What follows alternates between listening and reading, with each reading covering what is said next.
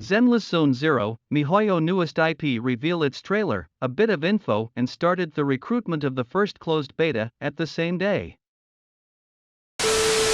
You know, I plan to watch the livestream in the comfort of my apartment with the boys on Discord. My plan was to beeline back to my place after the class by calling a Grab. Grab is like the Southeast Asian version of Uber, but it started to rain and apparently the rain has some kind of power to stop every driver's, even car service, or because my college is in a non-populated area even though I live in the most populated city in my country. So I had to do my usual bus route, resulted in me watched half the stream on the bus while stuck on the traffic jam. Alright, after last year, the carnival success, Yuzhong wanted to do another round. This time is a music expo to be held on 2nd May, but Comrade X of the CCP did the thing on Shanghai so only live stream for this year anniversary. Instead of having a green screen of Yuzhong and other staffs, we have their model avatars instead. This year anniversary livestream was about GFL, Reverse Collapse codename Bakery, Project Neural Cloud, GFL2 and the Music Festival. Sadly, Glitchland didn't make the appear since it has been shelved due to registration problems, and Aki, the producer of the game, left Mike a teen couple months ago. I don't know if the art style of Glitchland played a part here since bloody, gory imagery like this don't fly with the CCP.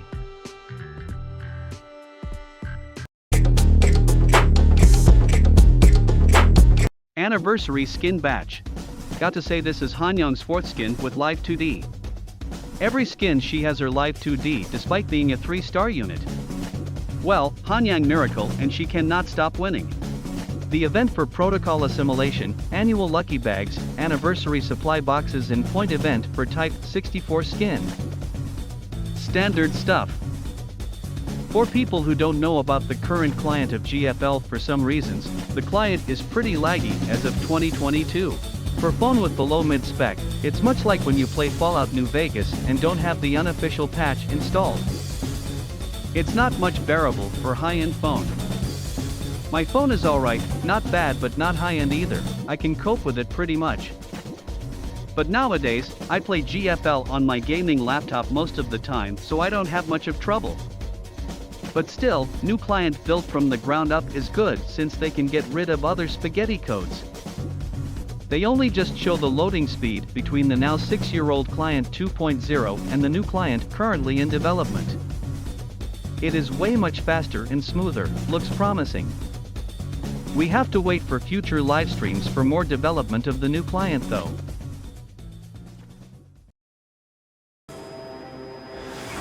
Inspection was nothing but a smokescreen. I heard explosions, then... They played us like a damn fiddle! Yeah, pretty much. We didn't get the collab with Girls and Panzer but instead, Zombieland Saga. Really don't know this is what they really had planned beforehand or is there some shenanigans behind the scene. Anyhow, this is interesting.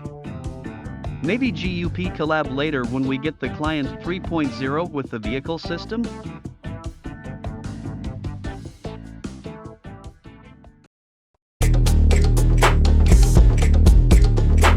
Micah then show the first reason why the quality of Girls' Frontline anime is how it is. In the PV, we first see Jeffudi holds a locket. In there is a picture of a family. It is really hard to pick out the details due to the reflection, but the person in the middle seems to be a boy, and there is blood on the locket too. Couple more shots, we see Jeffudi in many stages of her life. We then move to a scene where Jeffudi shot herself and a loop of her failing down and ended with Jeffudi walking away in the new outfit design. Pretty sure that this scene is central around the backtracking mechanic that is going to be the core in RC, similar to Singularity and Continuum Turbulence in GFL. We then got the first glad of a new character, named Sugar. She is the lieutenant of the Werewolf Special Operations Unit of URNC Signal Special Force. Sugar has a lively personality and a fierce heart, thrives in exciting and stimulating moments. Her tail is pointed out that it looks similar to Lady Grey's one. And then we cut to a scene in a lab where we see Jeffudi, possibly Noelle, and a mysterious boy, who seems to have features similar to the boy in the locket, and a few more shots before it ended. It's a very cool trailer, with a banger track, Vanguard sound never fail.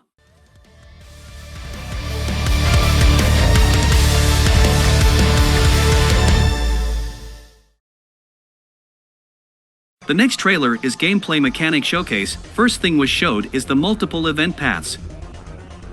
If you don't know, the original game, codenamed Bakery Girl, is one linear story until the very end. Which ending you get from 3 endings is depend on the result of the last map. The story of CBG is also pretty simple, not much deep and pretty easy to follow. Unlike the world building, which is very details due to being the reboot of the franchise, which incorporated all the ideas from the OG Girl of the Bakehouse, cancelled Bakehouse Remastered and cancelled Bakehouse 2. For me personally, it's like Advance Wars Day of Ruin/Dark Conflict without the top-tier writing. So this time around, the story of Reverse Collapse is also rewritten to be much longer, more complex than the original. It's also to connect with the previous titles of the franchise. Last time we were told that the story is 8 times longer. It's probably much longer now. In context that, back in the original, there are 10 chapters in total, with 3 endings like I said before.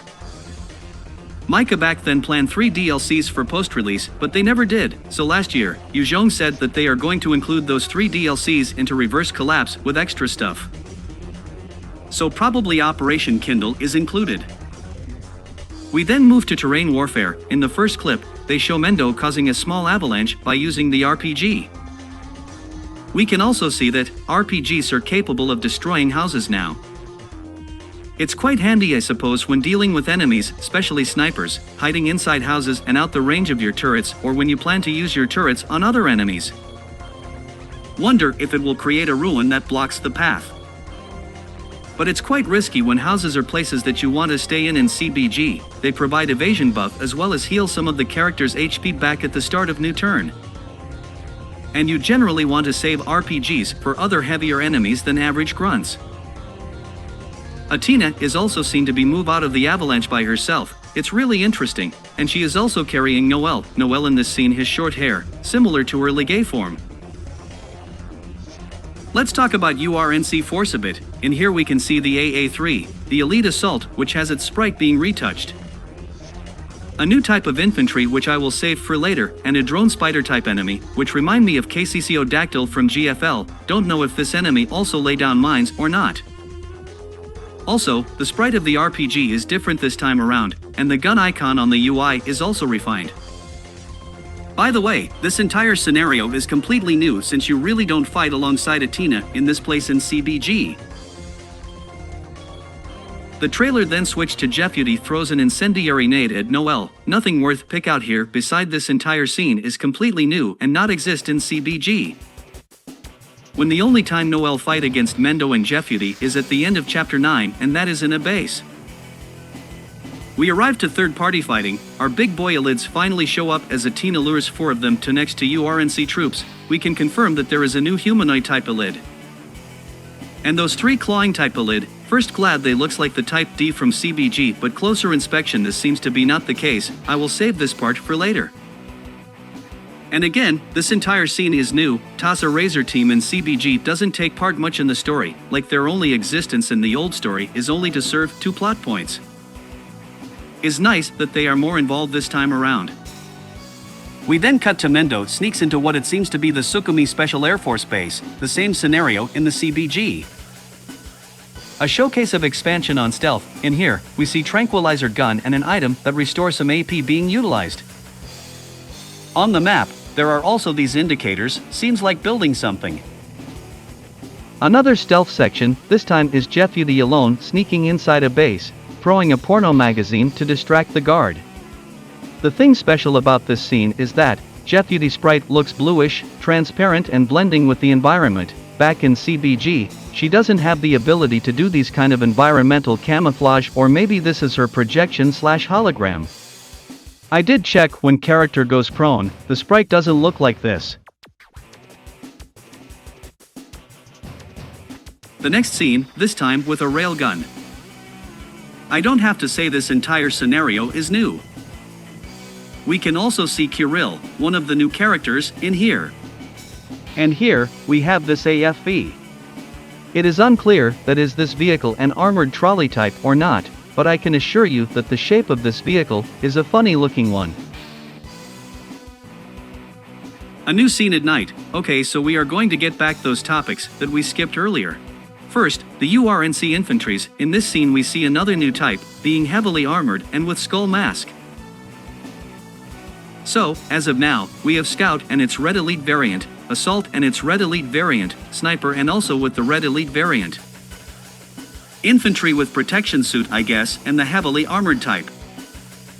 As for CBG, there is Scout, Assault, a stronger variant with yellow outline and an Elite Red version with the ability to go stealth. A Commander/Captain type that provides aerial buff for teammates and Sniper. So, the question here is this skull face is equal to CBG Red Elite Assault or this suit guy? Or this Red Elite Assault has its strength and stealth ability being split into two individual units or they don't have any relation at all? RC Red Elite Assault, Scout and Sniper seems to be derived from CBG Yellow Outline as RC Commander/Captain type hasn't showed up yet. As for the Elids, in this part, we saw another clawing Elid, which this one looks pretty close with Elid Type D from CBG. I wonder is this one and the clawing Elid before is the same that has been mutated into. Oh, an Elid has AoE attack now, that's fun. Next scene, Mendo group running away from artillery fire, and did I say RC Commander/Captain enemy type hasn't show up? So here it is. So we come to the final part, in-game cutscenes. We don't know if there will be any gameplay input during these. First one is Jefuty fight against mutated Noelle and her clones. It's the continue of those gifs that they posted on Steam before, then an encounter with Sugar.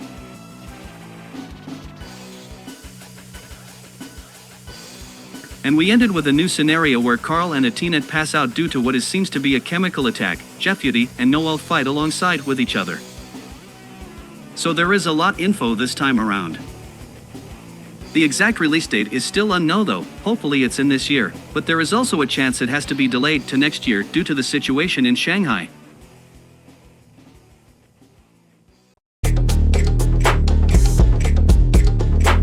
Okay, so, I haven't played PNC. It's not like I am not interested, but I just don't want to give my info for Mr. X and I prefer waiting for end release.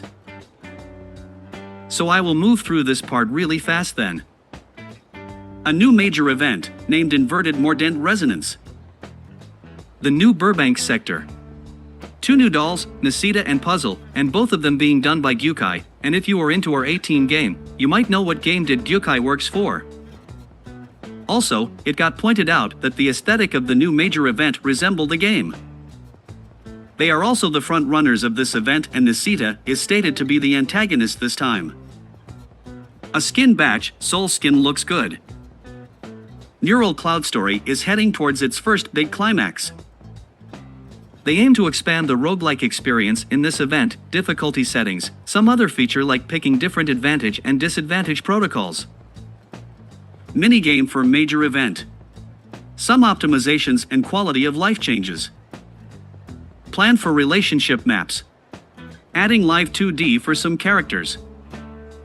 Client 2.0, that was pretty fast though, consider it hasn't been a year since PNC was officially launched in CN, new playstyle, system revamps, process implementation etc. etc. Prepare for Korea and Japan release I see.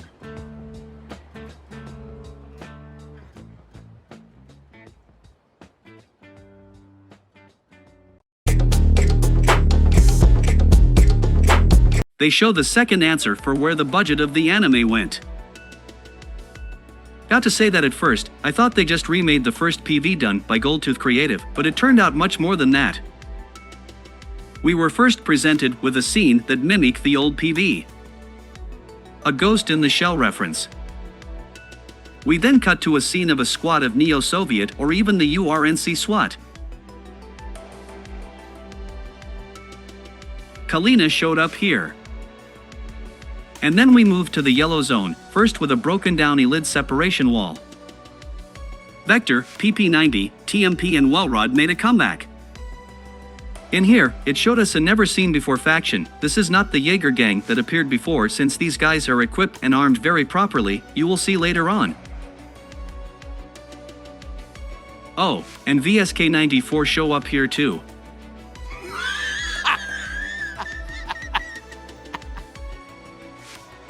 Yeah, being a longtime friend with Yu Zhong is really paying off, right? Mr. Siki. The SWAT then broke into Kalina office, and here we see the quote-unquote first official map world of GFL. This seems to be Rossertism influence map. Kalina is a member of URNC after all. With Euro being packed, quite a lot of activities in Africa due to it being recolonized by European nations. And from Central Euro to the east, there are some noticeable places with large part on the north and central, mainly Russia and big part of Asia, being completely dark. Some activities in America continent. Post-war project Prometheus did aim for the US and they did gain a foothold, but we don't have any info after 2060, so according to this map, they are still struggling in 2072. We may not have much info about the US after World War III. Yes, they lost most of their power, but they are still big enough for the Neo-Soviet to still see them as the enemy in 2064. Few seconds later, Wellrod Squad was ambushed by the new faction. It was clear that they are equipped entirely with M4 rifles. In this scene we had a glimpse of what seems to be 404 logo patch on Wellrod right arm. Two sides exchange fires. We then cut to a scene where VSK-94 provided fire support with the minigun from the stealth Blackhawk. An air-to-air missile fired at the copter. The copter dropped flares and evaded the explosion. We also had a glimpse of GNK logo on the stealth Blackhawk. A Bradley IFV rolled in and started shooting. It hit the copter. In this scene, we can clearly see the GNK logo, but it got crossed out. Keep this in mind because we are going to touch that later on. The scene then cut to a missile hit the van earlier. Groza Squad jumped out and began to run away, with Darcher observing from above. A slow motion part. The logo of 404 is clearly visible on Wellrod's right arm this time around.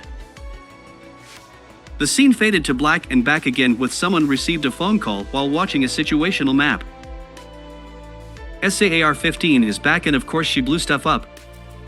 Then we see DP-12 viewing over Paris with the Eiffel Tower missing the top part. After that it cut to what seems to be an underground facility. We got to see Suomi and someone with blonde hair. An epiphyllum field, and Helena appeared. A lot of Helena. It then cut to an electrical room being shut down by no other than UMP-45 or Riva. UMP-9 or Reina now rescued Kalina from the SWAT. The firefight between Wellrod Squad and the unknown faction resulted in Tidal's victory, and they found an elite canister had been force opened. We then see VSK-94 solo an entire squad that was supported by the Bradley.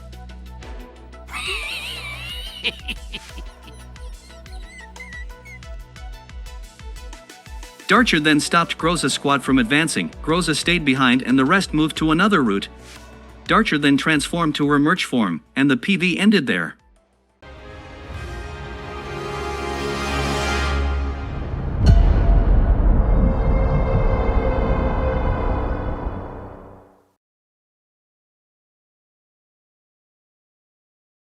After some talks about the problems in CBT2, they then showed a list of returning and new T-dolls.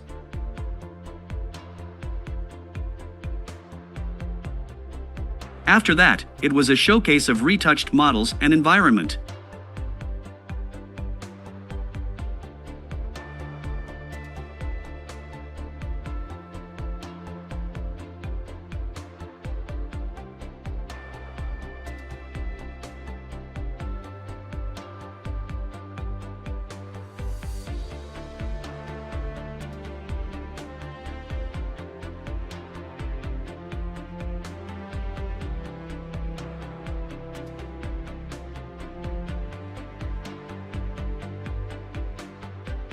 They then showed some gameplay, with our good old Aegis as the enemy. It is a bit different with the grey color scheme, and GNK logo.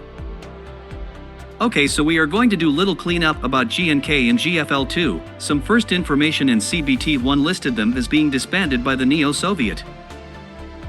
Until CBT2, it was hint that GNK wasn't completely disbanded, but rather, changing its direction, the government took over it and the commander left. It seems like in CBT3, the story will follow that idea too. They showed some quality of life changes. Suppressed targets receives debuffs.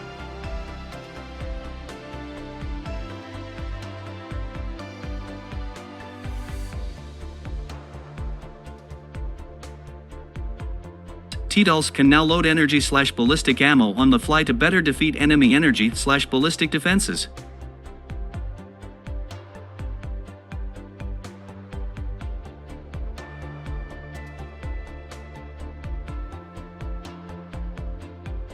Beside terrain destruction, players can now building terrain pieces.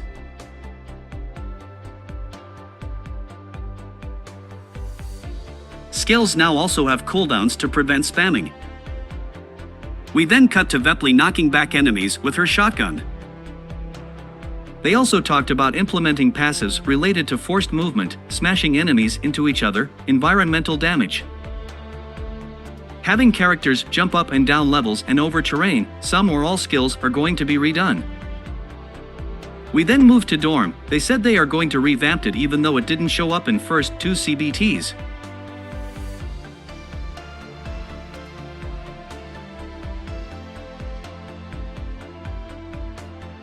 A scouting/resource collect game mode. Gameplay in this mode is similar to Wasteland 2 and 3. You run around freely in the overworld with third-person view. When encountering enemies, it transforms into turn-based tactics gameplay at that location. There is also the ability to deploy T-Dolls on the overworld map, where they can hide in terrain or provide overwatch.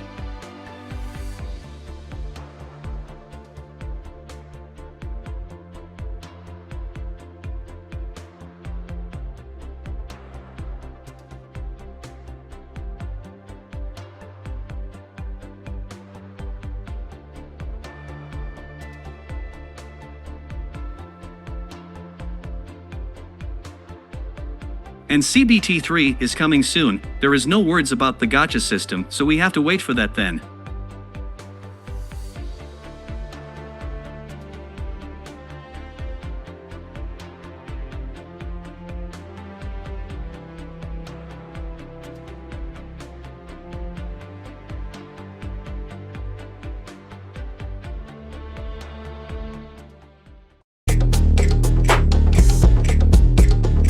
The Music Expo, I already talked about it at the start of the video, so there is no need to repeat here.